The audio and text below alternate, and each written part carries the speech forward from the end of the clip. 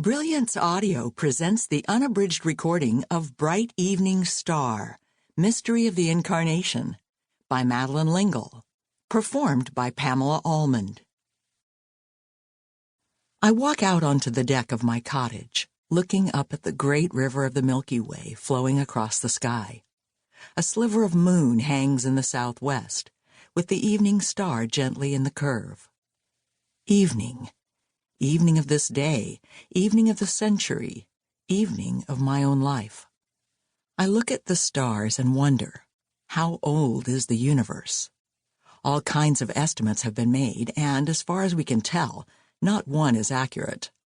All we know is that once upon a time, or rather once before time, Christ called everything into being in a great breath of creativity. Waters, land, green growing things, birds and beasts, and finally human creatures. The beginning, the Genesis. Not in ordinary earth days. The Bible makes it quite clear that God's time is different from our time. 1,000 years for us is no more than the blink of an eye to God. But in God's good time, the universe came into being, opening up from a tiny flower of nothingness to great clouds of hydrogen gas to swirling galaxies. In God's good time came solar systems and planets, and ultimately this planet on which I stand on this autumn evening as the Earth makes its graceful dance around the sun. It takes one Earth day, one Earth night, to make a full turn, part of the intricate pattern of the universe. And God called it good, very good. A sky full of God's children. Each galaxy, each star, each living creature, every particle and subatomic particle of creation, we are all children of the Maker.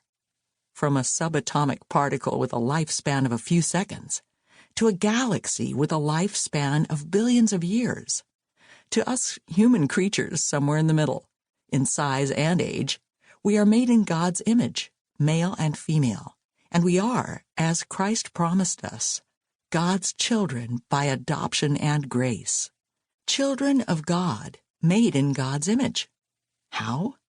Genesis gives no explanations, but we do know instinctively that it is not a physical image.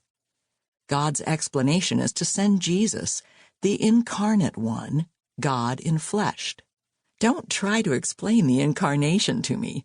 It is further from being explainable than the furthest star in the furthest galaxy. It is love, God's limitless love, enfleshing that love into the form of a human being. Jesus the Christ, fully human and fully divine. Christ, the second person of the Trinity.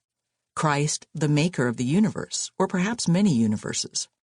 Willingly and lovingly leaving all that power and coming to this poor, sin-filled planet to live with us for a few years, to show us what we ought to be and could be.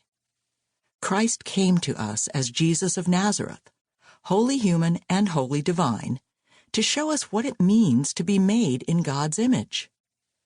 Jesus, as Paul reminds us, was the firstborn of many brethren.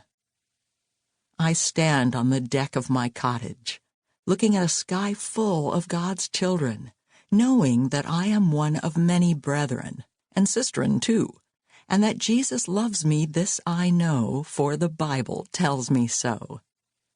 Bathed in this love, I go into the cottage and to bed.